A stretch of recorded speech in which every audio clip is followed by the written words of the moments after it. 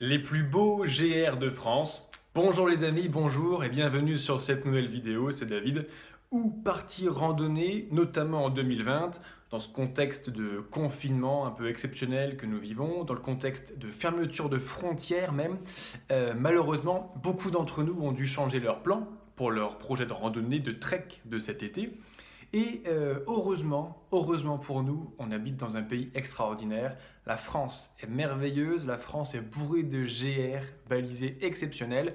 Et en fait, après avoir marché près de 3000 km de trek en France, un petit peu partout, j'ai décidé de faire cette petite vidéo pour partager avec toi, à mon sens, les 10 plus beaux GR que j'ai fait moi-même en France. Donc c'est parti, on y va en images, en vidéo, avec ma voix derrière.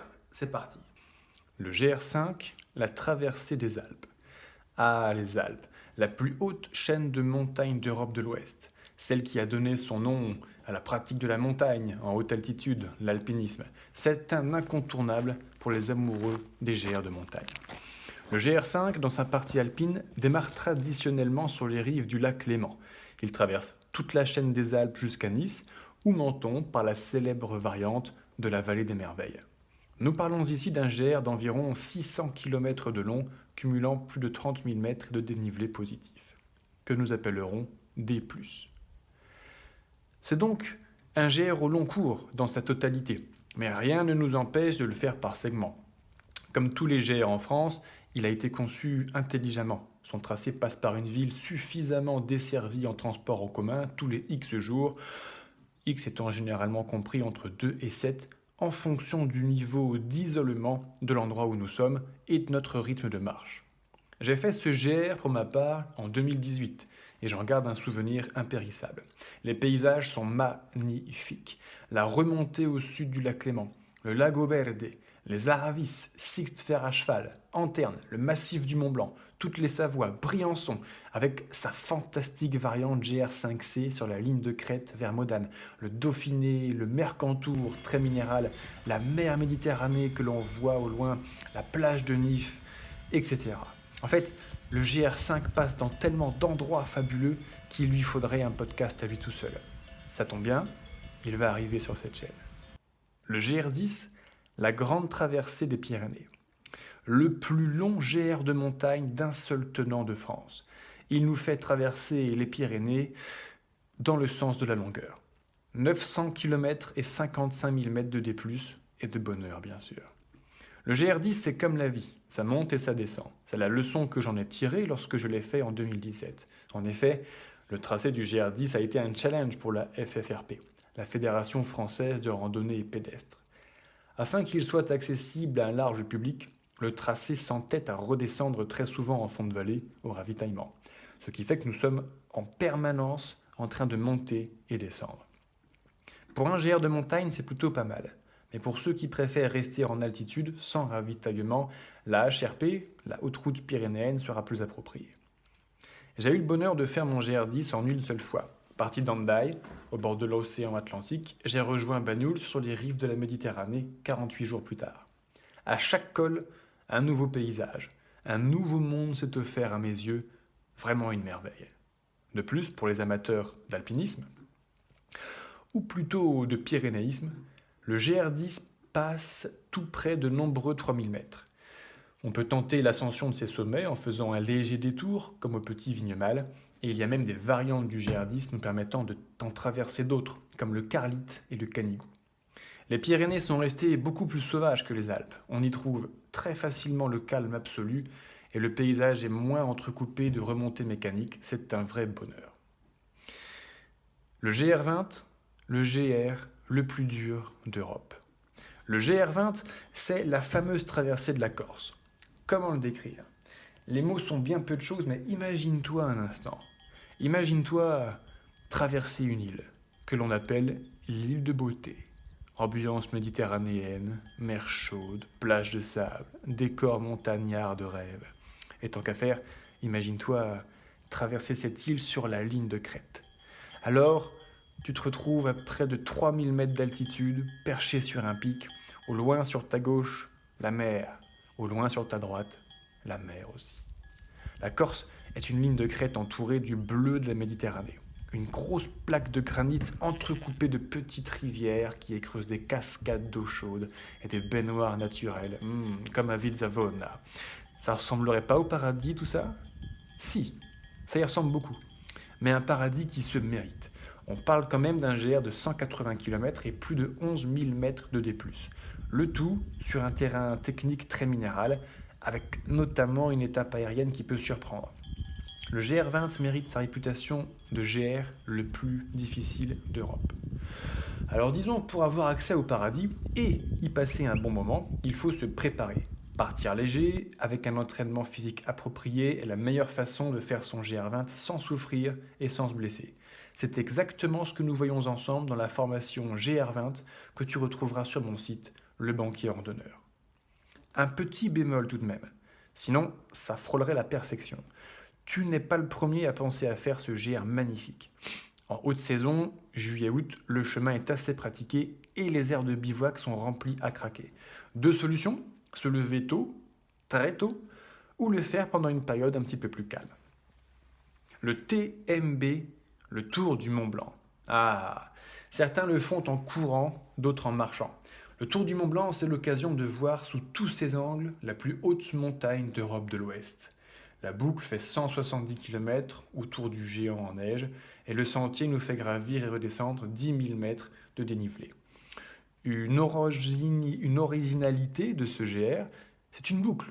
Et une boucle, ça facilite beaucoup la logistique des randonneurs. Le départ traditionnel se fait aux Ouches. Lorsque l'on part dans le sens anti-horaire, on commence par le col de Vosa pour se mettre en jambes, puis dans les jours qui suivent, les grands cols, avec parfois plus de 1500 mètres de D+, chacun s'enchaînent. Le col de la Croix du Bonhomme, le col de la Seigne, le col du Grand Ferret, le col de la Balme, et enfin la remontée au Brévent. Un joli programme, le tout en traversant 3 pays, la France, l'Italie et la Suisse. 3 pays avec 3 décors et 3 cultures différentes. C'est très intéressant. L'ouverture des frontières restera à vérifier. Saint-Jacques de Compostelle.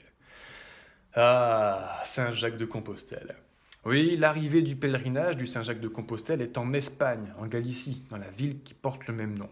Cependant, il y a quand même quelques kilomètres à parcourir pour y arriver. Rien qu'en France, pour allier Saint-Jean-Pied-de-Port, en partant de Paris, c'est plus d'1 millier de kilomètres qu'il y a à parcourir. De Vézelay, c'est près de 900 et c'est 700 du Puy-en-Velay.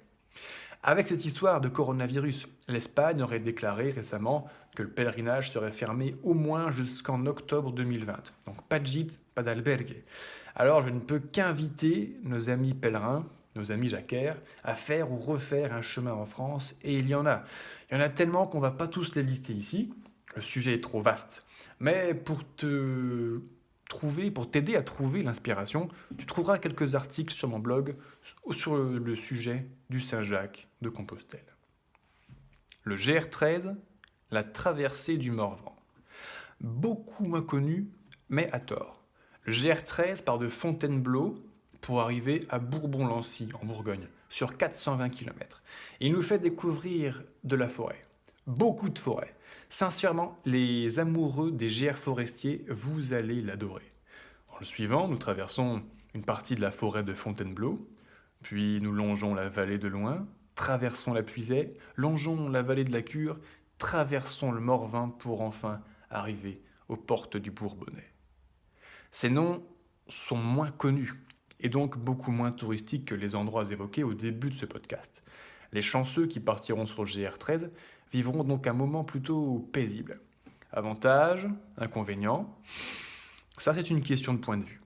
Excepté le début où l'on va traverser quelques villes, Nemours, Montargis, une grande partie du sentier se déroule dans les grandes forêts de feuillus du centre et de Bourgogne. Cependant, aujourd'hui, le GR13 est bien desservi et l'on peut le parcourir intégralement en dormant en gîte ou en auberge. Donc pas d'appréhension sur le côté infrastructure. Le meilleur du GR13 va être la traversée du Morvan.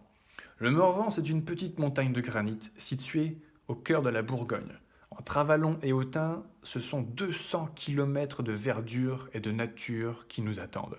Les Hollandais appellent cet endroit « The Green Desert », le désert vert. Rapport aux forêts de plusieurs dizaines de milliers d'hectares d'un seul tenant plantés au milieu de la diagonale du vide. Pour finir, le Morvan, c'est aussi un lieu chargé d'histoire. Des menhirs, des cairns, des oppidums celtes partout comme Malésia et Bibracte. Bibracte quand même, la capitale des Éduins, la ville la plus riche des Gaules selon Jules César. Eh bien le GR13 passe en plein dedans avec un panorama bourguignon unique. Paris en randonnée. Ah, on n'imagine pas le nombre et la qualité des GR balisés que l'on retrouve en région parisienne. On peut même partir de Paris à pied et camper le soir. En ayant fait une trentaine de kilomètres de marche dans la journée, c'est tout à fait possible. Pour des petites sorties à la journée, les forêts de Fontainebleau, de Sénart, de Rambouillet, la vallée de la Chevreuse, tous ces endroits sont d'excellents terrains de jeu. Même pour se préparer à des GR trek plus montagnards, il suffit de maximiser les dénivelés parcourus dans la journée et la technicité du terrain. Pour ceux qui connaissent, typiquement, les 25 bosses de Fontainebleau sont un bon exemple d'optimisation du dénivelé. Pour ceux qui ne connaissent pas encore, il faut le faire pour le croire. Mais il y a également en région parisienne des GR pour partir plusieurs jours. L'avantage étant de marcher dans la nature à 2 pas de la ville. Pas besoin de partir à des centaines de kilomètres de Paris pour s'oxygéner. Un outil vraiment génial. Pour découvrir toutes les possibilités de randonnée, nous pouvons utiliser les cartes IGN ou bien un outil gratuit. Hikingway Market Trail, c'est un site qui a littéralement changé ma vie de randonneur. C'est un peu comme une carte autoroutière que l'on regardait à l'époque. Alors, sous-entendu, à l'époque, c'est l'époque où les GPS n'existaient pas encore et où des gens regardaient encore des cartes papier. Il y a tellement de chemins balisés sur ce site que lorsque j'ai traversé la France à pied, je m'en suis inspiré. En collant un petit bout de GR13 à un bout de GR4, à un bout de GR70, etc., on finit par traverser des pays entiers sans difficulté et si on veut, uniquement sur des GR balisés. En consultant cette carte, on peut voir par exemple que l'on peut rallier Fontainebleau en partant de Paris, même de Paris intramuros. Et une fois là, le GR13 dont nous parlions juste avant part en ligne droite en s'enfonçant dans la forêt jusqu'en Bourgogne. Le GR 655 aussi passe par Paris intramuros. Et on ne peut pas plus intramuros d'ailleurs, puisqu'il passe à Notre-Dame de Paris. Et lui, il repart vers le nord jusqu'à Bruxelles, en traversant les belles forêts de Montmorency, Ermenonville, Compiègne, etc. Enfin, un dernier GR d'Île-de-France avant de nous éloigner un petit peu de la capitale, le GR1. Le GR1, il fait le tour de l'Île-de-France sur environ 500 km. Objectif, rester le plus possible dans les forêts. D'ailleurs, s'il porte le numéro 1, c'est très certainement que ça a été le premier à être balisé, et j'imagine que c'est aussi cela qui nous rappelle que les créateurs de la fédération avaient le même objectif que nous, s'évader dans la nature en partant de la ville. Le Jura. Le Jura est aussi une belle destination pour marcher dans la nature et dans la montagne. Plusieurs GR passent par là comme le GR5. Nous avons déjà parlé du GR5 au début de ce podcast, cependant uniquement de la partie alpine. Le GR5 partant de la mer du Nord, pour rejoindre la Méditerranée, il traverse également toute la France par les Vosges et le Jura. La grande traversée du Jura, la GTJ, est également sympa. 400 km de marche pour traverser de bout en bout le massif. Et une petite particularité, la GTJ est aussi connue pour se faire à ski l'hiver. En 2016, j'ai fait le GRP Tour du Haut-Jura Sud. Une petite boucle d'une petite centaine de kilomètres aux alentours de Saint-Claude et de la vallée de la Bienne. Les randonneurs se régaleront aussi dans ce massif montagneux parce qu'il est assez unique par sa formation géologique. Une sorte de plateau surélevé qui lui donne une ambiance et des paysages vraiment caractéristiques. Le GR70, le chemin de Stevenson. On ne peut pas parler des plus beaux GR de France sans passer, à un moment, par le Massif central. Pour l'avoir traversé 2 fois dans sa longueur ces dernières années, c'est un endroit superbe. Et le chemin, dont on entend beaucoup parler en ce moment, c'est le fameux chemin de Stevenson. Stevenson, un écrivain écossais qui traverse l'Ardèche et les Cévennes en 1878 en compagnie d'un âne. Le paysage y est magnifique, moins alpin c'est sûr qu'un GR5, un GR10 ou GR20 par ses dénivelés plus doux, mais c'est quand même montagnard. Et les Causses font des paysages absolument uniques. Après tout, on est à 2 pas du Larzac, un plateau de calcaire sec peuplé de cailloux et de chèvres. De plus en plus de randonneurs décident de faire ce GR comme Stevenson, avec un âne. Sur une centaine de kilomètres, eh bien, il y a suffisamment de gîtes et de fourrage pour faire cette aventure aux côtés de cet animal charmant, d'ailleurs dont je n'ai entendu dire que c'est un compagnon de route sympa. En plus, les enfants l'adorent. Cela nous permet de poser une question, pourquoi pas essayer avec un âne? D'autres GR.